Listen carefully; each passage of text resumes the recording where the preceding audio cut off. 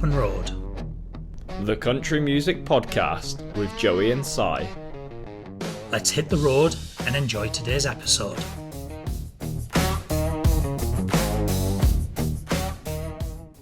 Right, so we're here, the Open Road. Weeks overdue, finally made it. Weeks overdue, absolutely, mate. We aim to do this. It's been working away in the background for a while. We wanted to do it just after Buckle and Boots. I think we talked about it before Buckle and Boots. Yeah, I think we spoke about it a long time before Buckle and Boots. And then we were like, we'll do one straight after. I got ill, moved house, life got in the way, but here we are, end of July. Almost getting there. But we're doing it, okay? We're doing it. So I'm Joey, and one of your amazing hosts for the Open Road, and I'm joined by the wonderful Si Evans. Si, introduce yourself, my friend. Yes, I'm Si. Been a country music fan for as long as I can remember. Some of you might know us from some of the photography. I go and take pictures of a lot of gigs and people seem to like it. On Instagram as @SiEvansPhoto. And I also provide coverage for UK Country News on Instagram. So if you follow UK Country News, good chance you'll see my pictures /video /content. Pretty much over the last year, you've just got freebies into every gig possible, just to take some photos, haven't you? I mean, I work hard at what I do. Let's not just call it freebies. But yeah, basically. Favourite photo opportunity you've had so far? I mean, you get sick of me going on about it, and people I know kind of go, "Oh yeah, we've heard it before." I mean, the Post Malone one, that was right. I peaked in life, I think, as a photographer, getting a photograph Post Malone at the Tottenham Hotspur Stadium. You know, my team, great artist, and it was a phenomenal gig, to be honest, as much as anything else. And you'll see there in the background, just I can't move my finger the right way. The black and white one there. That's my favourite Post Malone one, just randomly up in the background, coincidentally. Absolutely. And for any audio listeners who can't see your photo, go follow Si on Instagram. Then you can have a look at it yourself. Then. And anyway, tell us about your radio show as well, though, Joey, that you were just saying you're on a bit of a break from. I know, yeah. So, lifelong country fan. People might know me just from, many years of being at festivals, usually being drunk as a skunk, but we're 18 months sober now, so my attitude's sort of changing. I'm behaving myself nowadays. But yeah, LCR radio presenter, although on a short break at the moment, just whilst life's getting in the way of festival season coming up and deciding to move house in a summer period. So yeah, for anyone who does listen to me on there though, I've not gone forever. I'll be back in September. I just need to get the festival season out of the way. But Mondays, 2 p.m, LCR UK, Countryfied with Joey Reimer. And yeah, so, I mean, Si, we've known each other for a while now. And I know it's a conversation we've had so many times, but what got you into country music, mate? I'm glad you asked, because that's on my sheet of notes you sent me for today's podcast. So I've prepared an answer. I mean, for myself, a lot of years ago in a previous life, I worked as a holiday rep for Thompson First Choice Holidays. I mean, this is years ago now. And I remember being over in Lanzarote, and in Lanzarote, for those of you that might have been to Lanzarote, they do a country and western night, line dancing, really cheesy, not genuine, just very cheesy touristy stuff. But I just remember first going to there, and it was just the music, good fun. Everybody was enjoying themselves. And I sort of then started you Shazam a couple of songs, and I'll listen to this one again. I'll listen to this one again. And it just grew from there. And the song that kind of pushed me towards it was Dina Carter and Strawberry Wine. And that was nice. The kind of slow song they'd do at the end of the night for everybody. And then, Zach Brown Band, Brothers Osborne, Old Dominion, some of the ones I started listening to at the beginning. Florida Georgia Line, which obviously have been great to see them getting back together. So that's absolutely the started old things off for me. reunion, reunion, and it's I'm so excited to see what's going to come from that. I think it's Raw going to be Country returns. Absolutely. Raw Country returns. Absolutely. And what about you anyway, Joy? There's my story. What about let's hear your tale of war? Honestly, it's not as great as yours if traveling around to Lanzarote although to be honest, I'm quite disappointed actually, because we went on holiday to Lanzarote about 1 or 2 years ago now. I didn't hear any country over there. No line dancing at our holiday resort, honestly. Like, I'm gutted now. You've been in one of them posh hotels though, like I'm talking like Yeah, it was adults only, and it was we didn't want the screaming children running around. yeah. But yeah, I mean, to be honest, it was one of those where one day I just chucked on a random song, which I think a friend of mine was listening to, and it actually ended up being This Salary Roll by Florida Georgia Line with Luke Bryan. And straight away I was like, I like the sound of this. And it just kind of kept getting repeated over and over. And then we're moving on to other Florida Georgia Lines. It's like, should we start delving away from this, going into realms of Luke Bryan, back in we're talking 2010 time, the good days of Luke Bryan, not Wake Up, Coffee, Camo, Climb Tree, all of this randomness of what is going on with this new version of Luke. But yeah, and then it kind of just escalated from there really. I've got quite a lot of family into country music as well, the biggest one being my sister Michelle, who people know me. She's the crazy blonde girl who runs around festivals, just is absolutely batshit mental, and is somehow related to me. From her, she then started getting into it a little bit more with me, and she was the one who took me to my first ever gig, which was Thomas Rhett up in Manchester in 2016, I think it was. And in your youth, blown away by that. And it was a really special moment, I think, because the support act was Rhett Aiken, obviously Thomas Rhett's dad, and Michelle on the way up. So we had a 3-hour drive up to Manchester, and she was like, we need to do a pit stop at Hobbycraft so that she could get a load of supplies. We're in the pouring rain in Manchester in this queue, and she's sat on the pavement drawing out this massive sign saying, Rhett, I'll be your if you be my Conway Twitty, I'll be your little Loretta or something. I think it was somewhere like that when he was singing Honeybee. She held it up and he took the bloody sign. He took it, he put it on Instagram, like he had it back on the plane, and it was just like, wow, this is just brilliant, Celebrity moment. Absolutely, me, like, first ever festival or concert, I'm just blown away. I'm like, what? This is amazing. So yeah, I mean, that's, it's kind of just grown from there, and then she just take me to festivals, Buckle and Boots being my first one, then introducing me to Long Road, and kind of from there I've just started like doing loads of things, meeting people, friends, my partner, me and Ashley have been together 3 years this year, meeting at the Long Road in 2023, and it's crazy. So I mean that's still a pretty cool story. The Brett Aiken and Thomas Rhett gig. I mean that's up there. Absolutely. But it's one of those, I think, just it brings so many people together. And it's even like one of the reasons we wanted to do this pod. I mean, we were speaking about it before, weren't we? And we were just sort of saying like, how cool would this be? Just to share country music. We'll hopefully have people on, artists, friends that we've met along the way to interview and get other people's opinions. And this podcast isn't going to be too strict. We want to have fun with it. We want it to be engaging, and we just want it to grow, just to share our love and with country music with people. And So yeah, and that's the story of how we got into country. Yeah.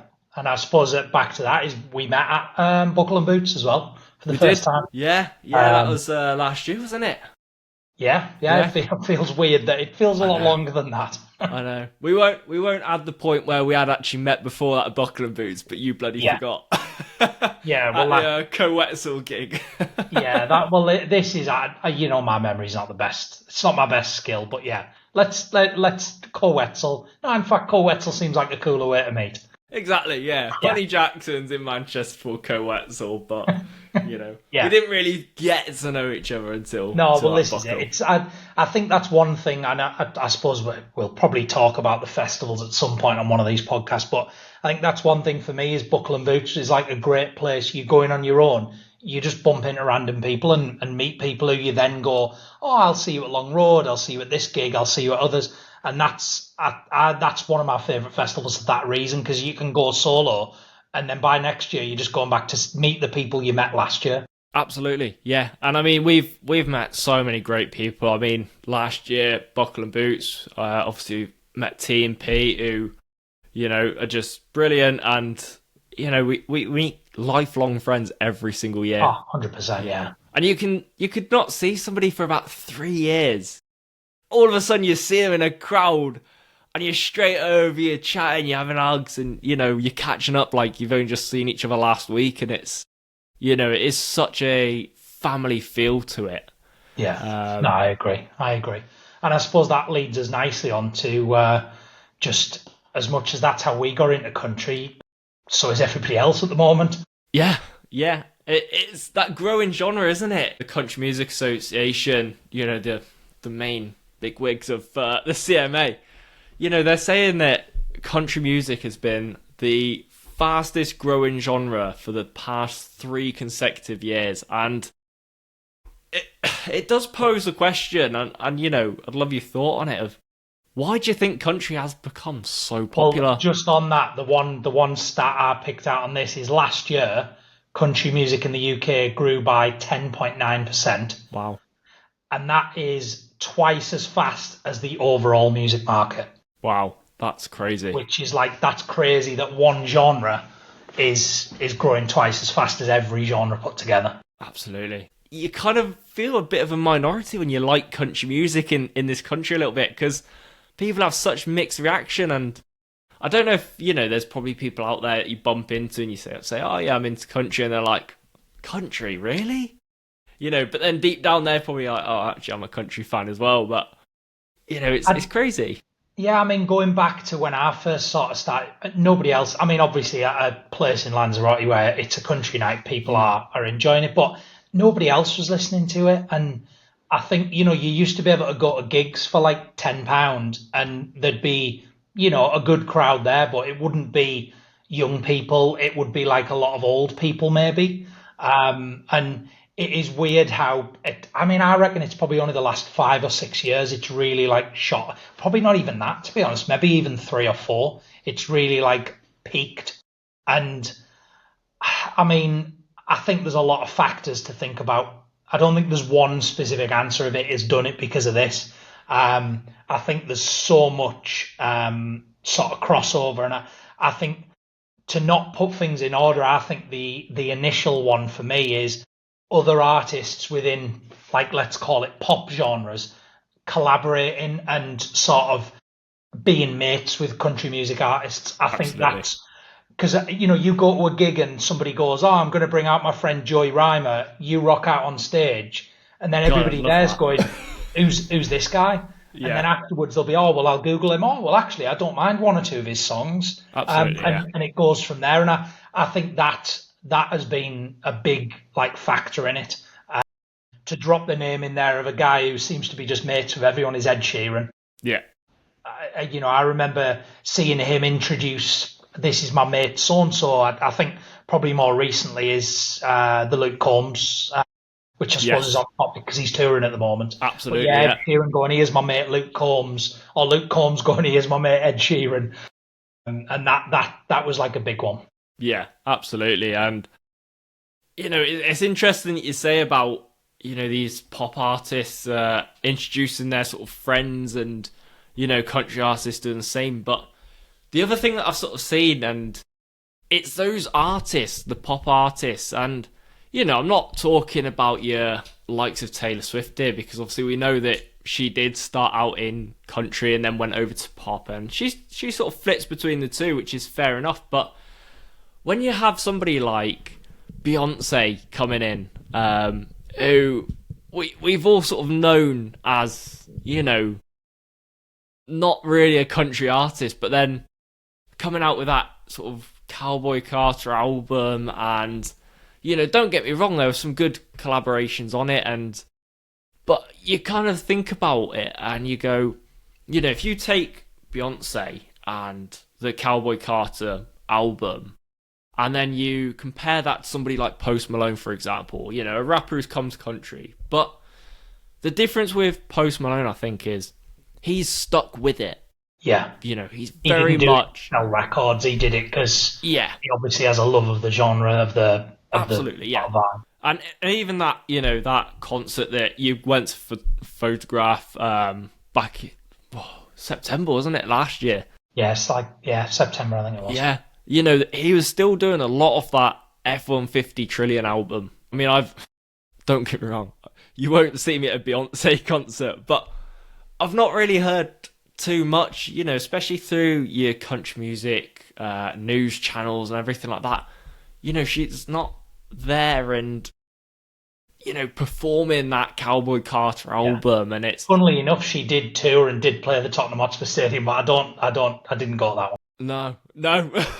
You didn't fancy photographing. Well, to be honest, it's one where would I have gone? Probably not. But if I'd have got the opportunity, it's Beyonce, innit? She doesn't have external photographers at any of her gigs. That's like a fact as well, because I think there was, going back maybe a couple of years, I think somebody had posted, I was photographing a Beyonce gig and put these pictures on, and one of them was like a particularly unflattering angle and it went viral, or it wasn't a particularly good shot, so she's just went, nah, not having it. Okay. It's a shame, but yeah, I didn't go to that one. Yeah. It wasn't you getting them all banned. Yeah. I think though, she's obviously brought a lot to the genre. I think if we look back to when Cowboy Carter came out, I think it has peaked since then. Absolutely. But I think the bit that got me was, I think somebody was saying, like, wasn't she the first black woman to get on the country music Billboard album chart since like the 1960s or something? Yeah. And so I do wonder whether it was as much a political statement as it was like a country album. Yeah, potentially. She's got one of those sort of pulls, especially with like younger audiences. I think it doesn't matter if you're in your 30s or your late teens, early 20s. I think she's kind of been a very big staple in music for a long time, and she will be forever, I think. But do you think that the likes of Luke Combs, Morgan Wallen, Zach Bryan, especially with like the influence of social media such as TikTok and everything now, do you think that they're bringing in almost like a younger audience into country music who don't have as much of a, not like a love for it, but do you think it's more of a trend at the moment rather than we sort of see it as a bit of a family and a culture, don't we, really, the country music scene? Whereas I know on Facebook previous years we've had like the one big country music family sort of thing, but do you think that it is still a family, or do you think now we're kind of having this younger generation come over and infiltrate it almost? I think I know a lot of people who've sort of used the word infiltrate, and they I can't get tickets for this anymore. But then I think you've got two very different like pools of country. There's country music and then there's pop country, and I think a lot of your TikTok, your Morgan Wallens, your Luke Combs are falling into that pop country where if Luke Combs comes to Manchester and does a gig, sell out like that. Yeah. Whereas absolutely. if you then look and go, Everett, for example, who I'm doing the gig for next week, that's not going to sell out. That's not going to be packed out to the rafters by any means. And I think that's the difference is Luke Combs is on TikTok, he's mates with Ed Sheeran, he's, maybe featured on a track or wrote something for Beyonce. And so he's getting that recognition and he's selling out those gigs because people are interested in the trend. What's popular. I want to put an Instagram story up saying I was at Luke Combs at Wembley. Absolutely, yeah. And it's weird that you sort of mentioned that, really, especially with like as we're talking about this younger generation and wanting to put up those stories and everything. It was actually said something to me the other day that she found on Instagram, and it was a reel that somebody put up after Luke Combs' gig last weekend in Edinburgh, and she was saying that it was captioned of. What do you mean you don't like country music when it hits you in the soul like this? And when you sort of like think of that caption, you're thinking, Out Where the Wild Things Are, Beautiful Crazy, those sort of Luke Combs songs. But, I mean, I saw two versions of this reel. The first one was the one that Ashley showed me where he was singing Dive by Ed Sheeran. It's his cover of Dive. Which yeah. he didn't write on it or anything. I get it if he was like one of the writers on it, but he wasn't, and he's just covered that song. Fair enough. But I saw it as well with his Tracy Chapman cover of Fast Car. He didn't write that one either. Exactly, yeah.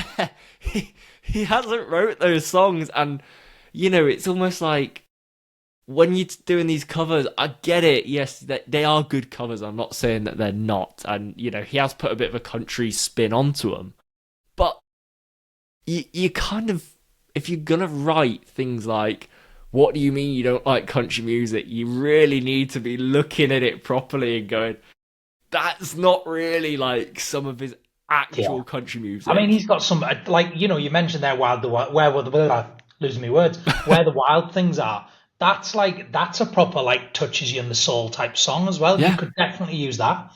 Absolutely, yes. I mean, the Fast Car one. I mean, when I do listen to his version, I do think that could have been a country song, really, because it is just about like driving down the open road, and that's just screams country. But the other, and again, I'm going to try and not blag it out with these statistics, is following her jumping on at Grammys and doing that song with Luke Combs, and obviously he then went on to the original version that she had in like 1987 or 88. Yeah. Sales of that soared by, you ready for this? 8,400%. Wow.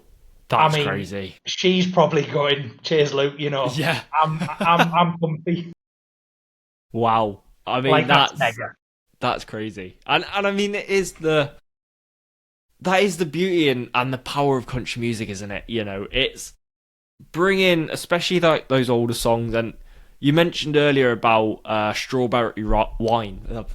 Strawberry Wine. And, a few years ago, Breland did a cover of that. And I imagine it was a similar story because, although he put out his version of it, recorded version of it, and was singing it, on his gigs and everything, I imagine that's probably done the same thing of shooting up the original versions and the streams of it and everything. I mean, it's, I know we talk about sales and everything now, but let's be honest, streaming charts are probably as big as what, the purchasing charts. For older artists, for Adina Carter, for a Tracy Chapman, having some like in pop artist or in country pop artist covering it, like that's massive for them. I always remember that sort of takes me back to, I've got a few years on you, but when Glee was a big thing and all the artists were going, you get a song on Glee and you're made for life.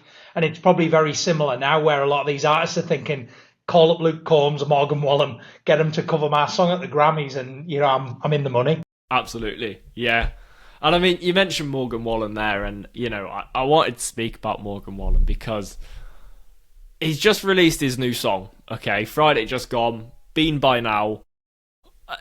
I know it's got a few mixed reactions. I mean, I know we're in a group chat, and one of our friends, Jamie, saying he's a bit undecided by it. I mean, I quite like the song. I have to admit, I don't. It's an all right song. It is very Morgan Wallen. You Yeah, know, but one of the things that sort of definitely got my attention was the fact that as soon as he releases a song, it instantly soars the charts. Instantly. I've got a statistic here, and it immediately dominated the streaming charts. It debuted number one on the US Spotify chart with 1.92 million first day streams, which is mad. and And it's doing 20 million a day as well. yeah, Which and is, I mean, that is number one on Apple Music and iTunes globally as well. That's crazy. I definitely feel he's one of those that if Morgan Wallen sort of disappeared for 3, 4, 5 years, like some of the artists do, they sort of disappear and then they come back. I definitely feel it doesn't matter if he goes for a year, 3, 5, 7 years. As soon as he posts that new song, bang, straight to the top of the charts. And it's what do you reckon that sort of influence as an artist has? Because with Morgan Wallen, I mean, we all know the incident with the chair, and there are artists out there who've been cancelled for less. Yeah. And I mean, I think it was Willie Jones got cancelled from C2C a couple of years back because he posted on his Instagram story of him smoking a joint. I genuinely think Morgan Wallen could have like a big joint smoking party and they'd still be inviting him along. Absolutely. What you said about this younger audience coming in and getting into country, what sort of do you think it example does it set? What sort of like responsibility do you reckon these artists have got now? I think the problem is with a lot of it is, they should have a responsibility to be like, a half decent person because people are looking up to them. But I think the problem is they're young people themselves. Yeah, absolutely. And I mean, you think about, I know for me, the shit I did back when I was like 18 to 20-year-old, I don't even want to think about it. And to think if I was like a famous artist or a celebrity or even just, I mean, nowadays it's even just an influencer. Like if somebody videoed half the shit I did in my 20s, like I'd probably be in jail. Yeah. Wow. And that's the reality of it. But then on the flip side, I think now these artists, sports stars, celebrities, they've just got that much power. Yeah, where, absolutely. If he got arrested and he popped an Instagram video and went, "Oh, everybody come down the police station and tell them all to let me go," the place would be packed. And they'd be like, they're so powerful with the influence they have over not just young people, but everybody. And, I don't want to blame the States versus the UK, but in the States, people are just batshit crazy with stuff like that. They are. And it's, I get that fame has its power behind it. I mean, if me or you went to Eric Church's bar and we decided to throw off, a chair off the roof of the bar, I don't think we'd ever be going back. No. We wouldn't even get into the country. Fame has power, I get that. But you've got to look at it and you kind of got to go, I'm a role model for people now. People are looking at what I'm doing. Everything you do, it's going to be on social media. I mean, I spent 7 years on the front line of the fire service. Everyone's got a phone now. Everyone's recording you. And it's, you're very much like, come on, where's your common sense a little bit? Yes, we all like a drink. I mean, I say that the two teetotal people sat here, but we've actually said we've all done stupid stuff in the past, and it's but I think when we were growing up, it was around that time where everything you were doing wasn't being put on social media. Well, this is it, and you could get away with stuff because the only people who'd know about it were the select few people that were there. Yeah, absolutely. Even if you were at a gig, everybody would laugh about it, but then the next day something else had happened and something else would be talked about. Yeah, I have to say about one of my biggest bugbears here, and it's how frustrating is it at the moment when you go to a gig or a festival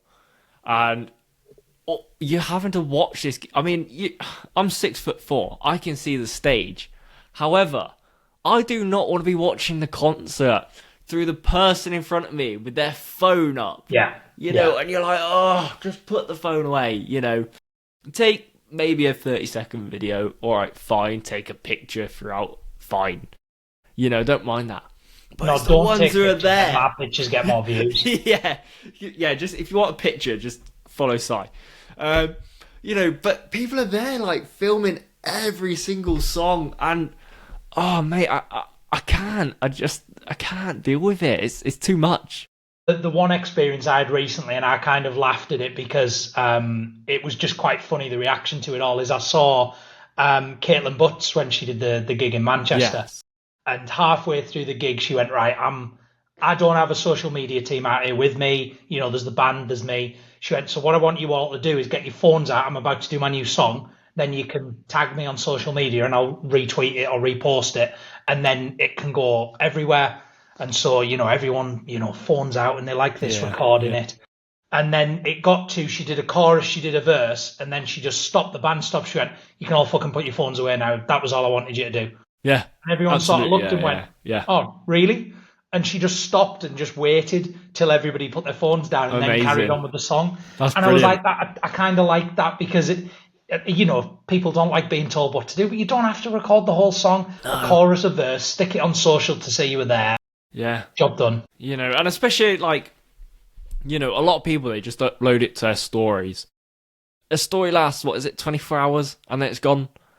Like, do you really want to just spend the night looking at it through your phone for a 24-hour story? Like, it's mad. I know there's so many problems in this world that we live in now, and we're here on a podcast complaining about people recording things for their phones. Speaking of gigs and people photographing and them, what have you got on your agenda of what's coming up soon? What's the upcoming gig? So we're fully into festival season now. I mean, it's everything always kicks off usually at Buckle and Boots. We sort of know that, and then there's a bit of a lull and everything, and there's a few artists who come and do gigs around those sort of times. But we're kind of approaching now proper festival season, coming into August. Just had Farm Tracks over in West Yorkshire this weekend, which I know neither of us were able to get over to, but from what I saw on social media, it looked, cracking. It really did.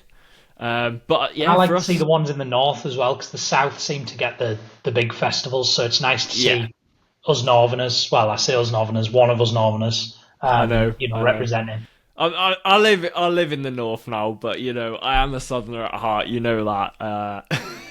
So I'm gonna get. But no, it's nice to see these smaller ones, but I suppose let's the big ones then. What are we in? We're not in August yet. 27. Yeah, we're almost in August. Yeah.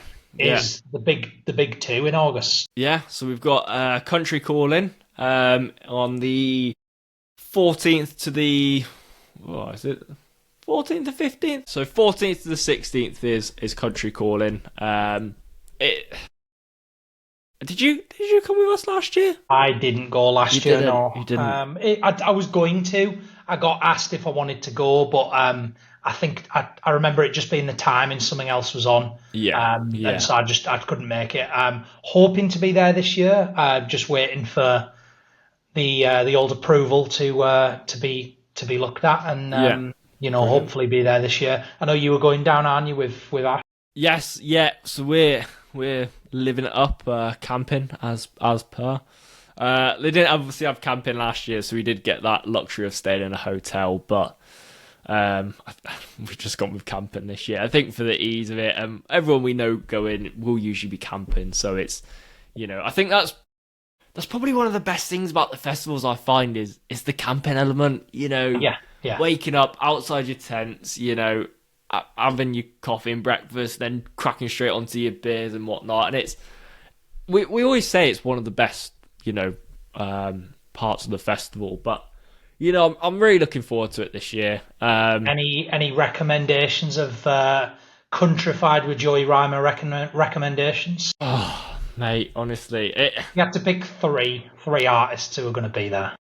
oh, I mean, this is gonna sound really bad, I know, but the two big ones, Randy Houser and Palmer Lee, I'm so excited for that. And it's good you can read the poster. I meant like further down.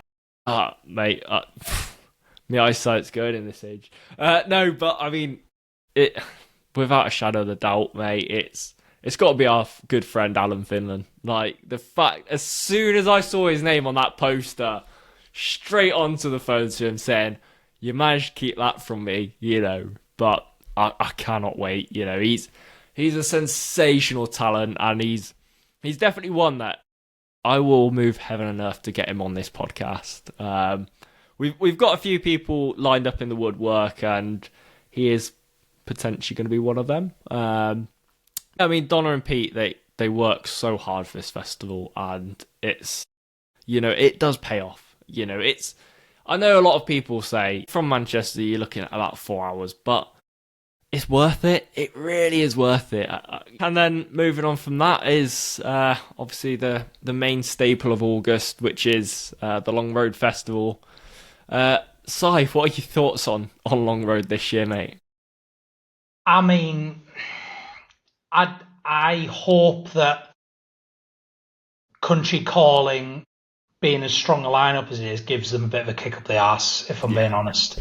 Yeah. I mean, the lineup's great. There's some really strong artists on there, but I don't think it's as strong as it has been. I mean, Bailey Zimmerman, phenomenal. Maren Morris obviously divides a bit of opinion over where she's at. Take it or leave it. She's a phenomenal act to have. And, for those of us who like maybe a bit of older country, the likes of Steve Earle, the likes of Emmylou Harris, massive names. I like the Shires, but part of country Americana and that whole vibe was getting the American artists over. The Shires should be up there as a big name, but headliner, it's kind of like if you had them as a headliner at C2C, you'd kind of go, really? Yeah. I do appreciate, what they are trying to do with trying to promote some British country music, which is great. We love that. We're both very big on promoting British country music, but it's great that they're getting Emmylou Harris over for the UK farewell, the UK segment of her farewell tour. I think that's quite good, and Steve Earle, it's like you say, for the ones of us who do like the old country music, it's brilliant. I know it has divided opinion a lot. I've seen there's quite a few people now selling their tickets for Long Road. My sister's one. I know I'm going to disappoint you, Si. My sister's decided to sell because it's just moving away from what it was. And it's sad to see because I know Balaam does put a lot of work into it and the whole Long Road team. It's, but are we going to go next year? It's up in arms. I think the only thing that would drive me to want to keep going is, again, just the community. Because, you've got friends and the sort of country family who you maybe only see at festivals. Yeah, definitely. And, yes, it's whether it'll be as expensive, I don't know. Yes, it's expensive. Yes, it's not that far from us. But it gets you together in a field listening to country music, regardless of who that country music is. That's the only thing that kind of keeps me driving towards it. And I've got a lot of time for Bale, and I like what I think what he's done for country in the UK. And it's nice to support that, but they need to pull the finger out and sort of up it a little bit, because I think it's probably on the verge this year, but they're really going to have a lot to fight against next year, because I think Country Calling will be bigger and better. I think a lot of these upcoming festivals will be bigger and better. Yeah, they will. Yeah, and so I'm a bit disappointed, but I'll still be there. I'll still be enjoying it. Yeah, definitely. I'm going to be very, very cynical now. which I know I've not really prepared you for this bit, but are we going to see a headliner drop out in true Long Road fashion this year, do you reckon? Well, I mean, Bailey Zimmerman's close, isn't he? Yeah, Didn't I see there was a warrant out for his arrest or something not that long ago? Yeah, thankfully, the charges have been dropped, but yeah, Bailey did get in a little bit of trouble for a felony criminal damage charge, which he did apologise to the hotel and paid for the damages. So, but yeah, there was a warrant out. Going for back his to what arrest. we said earlier, I wonder if I damaged the hotel and apologised for it, they'd be all right. Yeah, exactly. You know, if we did that, oh wow. Out of the three that are the headliners, that's the wild card for me. The Shires, no, they're going to be there, and I just think Maren Morris, probably after all the shit she's come out with and all that, I don't see her rolling that dice. But Bailey Zimmerman, I mean, I've been at seeing him. I saw him live, not last year, maybe the year before. Yes. He's fucking wild. He's absolutely wild, and so he's the only. He's the wild card for me that you never know. But I mean, it's getting close now. It's weird to think it's August next week, and then it all sort of kicks off. Yeah.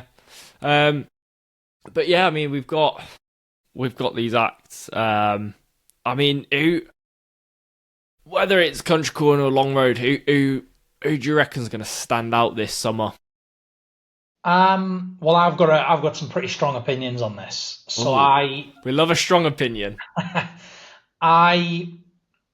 Looking at the two, I mean, again, you could look at the two lineups. I think the Long Road lineup is set up for a couple of the British country artists to really sort of try and steal the show. The one for me, which I hope they get a really good slot. I love First Time Flyers. I just think they're just so fun. And it's one of the bands who you genuinely just see wandering around afterwards. Yeah. They're not hiding backstage, trying to get out. And I think for some of the artists like them, like Twinny, some of those, I suppose even Kezia as well, some of those, they've got an opportunity to really upstage some of the, I mean, I don't think you can upstage Josh Ross, big fan, but I think they've got an opportunity to really kind of go, I deserve to be a headliner. And so I hope to see that. But the one thing I really like about Country Calling is, yes, you've read the poster and the biggest two names on it. But I think if you go a bit further down, I love how many US artists they're bringing over. And I think there's some real strong names on there that probably could be headliners in years to come. Yeah, absolutely. I've got names as well, just in case you're interested. Go on, hit us with a few names, Si. I mean, the two for me that I just love, and I really hope that they are headliners. I know James Johnston is big on TikTok, but I think as an actual artist, I don't think he's as recognised, and I just think his stuff is like absolute bops. I would love to see James Johnston headline in the years to come. And then my slight wild card is an artist who I've been listening to for a while, Lakeland Lemons.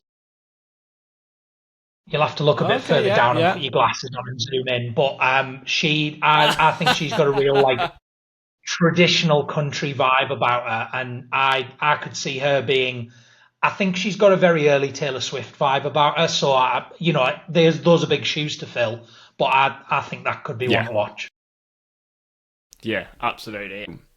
I know we said about the two big names, on the poster because, they are real big names. Randy Houser, he's, I wouldn't say old school country, but he's got that proper sort of country feel to him, rather than a little bit more of the pop country that we see a lot more now. He's kind of got that rough country, but, one name which... Ags Connolly, mate, just wow. He's an incredible guy. Met him a few times. He's good friends with my sister. I also found out recently he's like an author of books. Yeah, he's written know. like crime thrillers and everything. I'm like, oh wow, okay, fair enough. So I'm excited to have a chat with him, and I mean, if we get 5 minutes with him and we whip the phone out and do a few socials, we're definitely going to be asking about the books. Yeah, of course. Get him to sign a book. You never know what that could be. Yeah, exactly, mate. We go to a country festival for a book signing. Like, brilliant, isn't it? But even likes of Rhiannon Page. Last year she was at Country Calling as well, and she blew us away. Really did.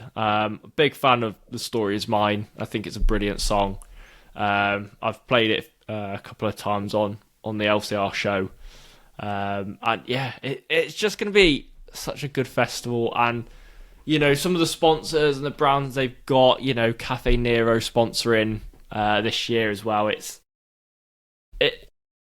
They're definitely getting the right contacts, I think, which is really good. And yeah, it's going to be a really good weekend. I think give it, whether it's this year or maybe next year, I think it will be the biggest festival. Aside from a lot of that is on C2C. Long Road, isn't it? It's on Long Road to see what they do. I mean, C2C is always going to be the big one, but I don't class that as a festival as such. It's a little bit like, the British CMA Fest, isn't it? It's an event, isn't it? It's like an event more than anything else. I think unless you're getting a tent pitched up, it ain't a festival. Absolutely. There's my quote. Yeah, definitely. But we were chatting as well, other festivals to come. Waftsville. Yeah. That was what? Yeah, Waftsville. It sounds American, doesn't it, as well, Waftsville? Yeah, it does. It's a bit of a... Waftsville, Alabama. Yeah, that's a lot better than Waftsville, Lancashire, as the Americans would probably say it. There's a lot of them starting to pop up. We mentioned that the one in West Yorkshire. Yeah, farm and tracks. It's good to see more of these just kind of rearing up. I know the Waftsville one, I didn't go last year. No. But I know some people who did, and it was very low key.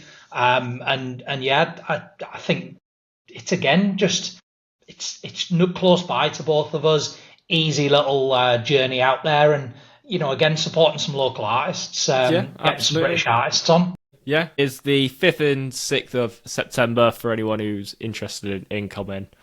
I do want to give a special mention to something though. We both love Buckle and Boots Festival. Gary and the Hancocks, they do an amazing job every single year of putting on Buckle and Boots. 10-year anniversary this year, some big names coming back. One of the biggest ones coming back, Jeremy McComb. Wow, what a guy he is. Yeah. What a guy he is. Such an incredible songwriter and storyteller. And I'm really looking forward to one of the announcements that Gary has managed to get sorted for us, which is Jeremy McComb is going to be performing at Carmen Bar and Eatery. Tickets are on sale now. I think they're about £15-16 for a ticket, but I think we're going to be there, are we?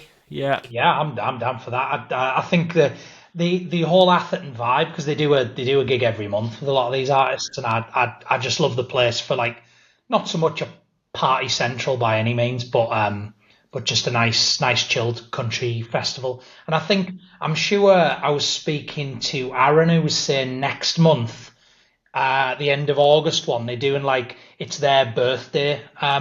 Amazing. I can't remember how long he said it's been. So again, keep an eye out for that on the old socials. Absolutely.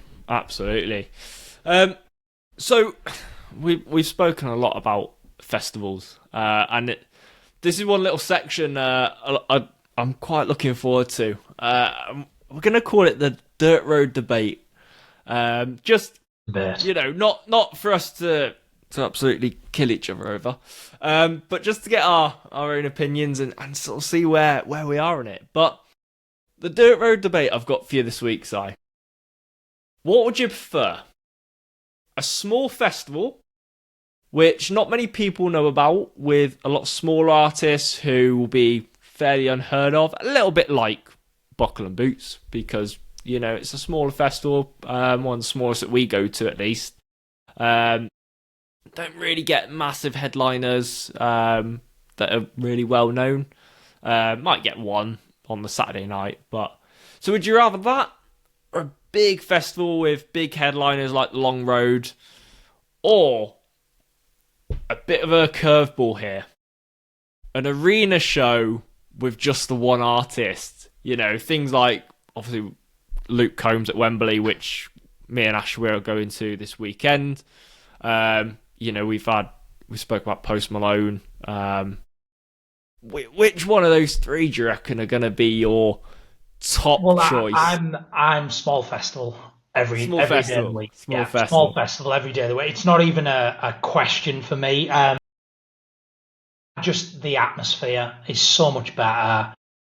You know, you can have a chat with people. You're not fighting to get to the front. You know, you see just groups doing the line dancing to certain songs, and it just vibes for me are just 100 times better than the big ones. Because the problem with the big ones is people mourn if they can't get to the front. People mourn if the headline is not big enough. People mourn if the food's too expensive, or the queues are too long, or there's too long a walk to the campsite. And I never hear anyone mourn at a small festival. Don't happen. No. I think the only thing I've ever heard somebody moan about at Buckle and Boots was the bar doesn't open till 12. That is the one thing I've heard somebody moan about before. And, I mean... Take your own beers and... Oh, no, you shouldn't do that. Don't take your own beers. We can't take our own beers. You know, licensing regulations and all that jazz. But no, I mean, if that's the only thing you can mourn about, absolutely. Take a leaf out of our book and wrap it in. Yeah. Go teetotal. Yeah. And I think one of the reasons I love the small festivals is, you know, I'm completely with you on this. As much as I love, you know, the big festivals with the big headliners, you know, and the arena shows as well. You know, I mean, I was gutted when I couldn't go to the rescheduled Post Malone, mainly because of Jelly Roll being there. People who know me know that, you know, Jelly Roll, top artist, without a doubt. But it's almost one of those where you get to the front, you're watching an artist, and we all know, you know, you've been drinking all day long, and you think, it's that time, need to go to the toilet, and then you sort of leave. And any big festival or arena show, if you do that, you're never getting back to the barrier. You're never getting back to the front. You know, in a smaller festival, you know, especially somewhere like Buckle and Boots, we leave, we go to do our thing in the toilet, we come back, we can still get to the barrier. You know, it's not overcrowded. Even when you stood there, you don't feel like you're squashed or anything like that. And it's just nice. You can have your space, you can breathe. I think people are a lot more respectable there. Yeah, I was going to say that. Yeah, everybody's a lot more respectful at that sort of thing. Nobody's throwing beers over you, or, you know, standing on your toes, or, you know, all kinds of other stuff. I mean, you obviously don't have the issue with seeing what's on stage, but, you know, there are shorter people in the world I know that do. I'm certainly not towering, but I'd agree. I think that sort of sums it up for me. And the other thing is, I think you get a lot more. We spoke earlier on about your trend country fans. You don't get trend country fans at the smaller festivals. No, you don't. You don't. At the small country festivals, you know, you get people like, you get all your stalls. You know, you get Wayne Hadlow in the Trader Post. You get Vera Black. You get all these different vendors. They're all charging, you know, some people say expensive, but it is for what it is. You know, it's good quality stuff that they're selling. You don't see the plastic Primark or Temu cowboy hats that someone's just picked up for a couple of quid. All genuine, yeah. You know, It's all genuine. It's good stuff. And you can see people care about it. You know, people aren't talking over the music, you know, and usually if they are during the day, it's not because they're being rude to the artist, it's because, you know, it's that chill sort of vibe that they're putting on. But there is a lot more respect, I think, at the smaller festivals. But 100%. It's a little bit safer as well. Yeah. You know, You don't have to worry about, people fighting and everything like that. I mean, you'll always get them, but, I know there was a few issues a few years ago, especially down London Way, where there were groups of people fighting during a festival, and you're like, you don't need it. A lot of the people in the country music scene, we get on with each other. Even if you don't really like somebody, you're civil with them, you just kind of avoid each other. You don't have to start wars or anything like that. But, well, that's about us then, mate. So, our little end of show segment, we're calling it the One for the Road. And what this is going to be, each week we are going to take it in turns of just giving our, almost like song of the week, our One for the Road, which we say to you listeners, hey, this is what we're liking at the moment. We think this is a great song. It might be a brand new song. It might be one that was released 40 years ago. It's just one of those that we're enjoying at the moment and we just want to share with everybody. So, Si, I'm going to allow you the honour. Episode 1, One for the Road. What's it going to be? So, obviously the idea behind this was one song each, but I struggled to narrow it down this week. So, I'm claiming 2 for the road. Like, Two and Drive, I think, is perfectly acceptable. And so, just throwing a curveball out there, which I actually didn't tell you about this beforehand. You didn't. You've caught me completely off guard here. So I'm going with 2 for the road. Brilliant. We will normally do 1, but I'm just doing 2 because, cause. It's the ADHD so brain. number 1, I am going with Everett. Because mainly I'm going to photograph them next week. Shout out to Gary Quinn, who's supporting them, who's sorted that out for me. Absolute classic of theirs, Kings of the Dairy Queen parking lot. Incredible, like, band, very gritty sort of southern storytelling, bit rock and roll, but like phenomenal band. Love them, and that's my first one of the road. Interesting fact about them. So the name Everett actually came from George Clooney's character in the film Oh Brother, Where Art Thou, if you've ever seen it. Yeah. That's where they actually got their name from. So, yeah. Amazing. Everett is number 1. And then I've already dropped a little one to watch, but my second one is Lakeland Lemons. So back to the festival chat. She's playing Country Calling. She literally dropped her debut album last week. Brilliant. I think she's only like 19, 20-year-old.